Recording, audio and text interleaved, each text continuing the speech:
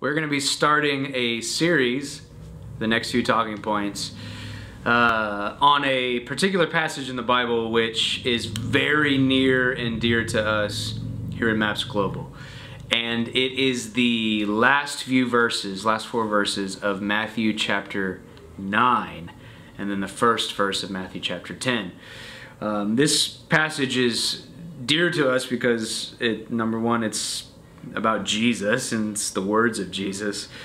And secondly, it has to do with what we call the divine prescription.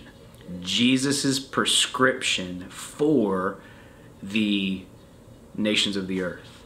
His prescription for how the gospel is going to impact the earth, the nations. It's his prescription for human suffering, you can say it that way. And so I'm going to read it through and then we're going to dive in. Matthew 9 verse 35, it says, "And Jesus went through all the cities and villages, teaching in their synagogues and proclaiming the gospel of the kingdom and healing every disease and every affliction.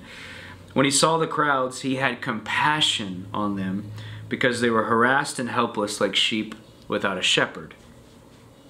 Then he said to his disciples, 'The harvest is plentiful, but the laborers are few. Therefore, pray earnestly to the Lord of the harvest that he would send out or thrust forth laborers into his harvest.'" Chapter 10 verse 1, "And he called the 12 together and gave them authority over unclean spirits to cast them out and to heal every disease and every affliction."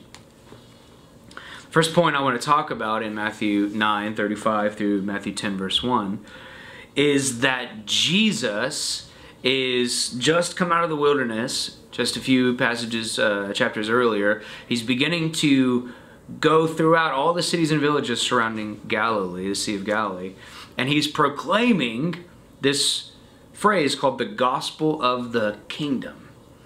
And Jesus's proclamation of the gospel of the kingdom demanded a manifestation of that kingdom. In other words, Jesus is saying, hey, there is another realm, there is another kingdom, there's a higher authority than the natural realm and the kingdoms of men in the fallen world. There's a kingdom from heaven, and it is bearing down now on the kingdom of men, on the natural order. And in order for me to declare this to you, let me demonstrate it to you. And the demonstration that Jesus chose as he's traveling throughout the villages and cities is to heal every disease and every affliction. See, the gospel of the kingdom itself has a conflict with disease, affliction, and suffering, human suffering. And so whenever the kingdom is proclaimed, it empowers, it releases a demonstration which will destroy the works of the devil.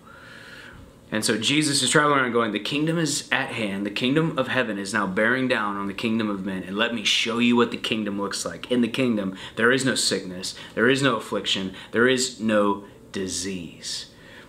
And that gospel of the kingdom is what Jesus later says in Matthew 24 will be preached to all the world as a witness to every ethnos, nation, and then the end will come. Hey, speaking of people and places you never heard of, we have just wrapped up a project we've been working on over a year and a half called 50 Hours Film. It's a story of what God's doing in the Middle East. Most of you have only heard the bad news, but God is writing a magnificent story and we want to share it with the world. So go to 50-hours.com to find out more information.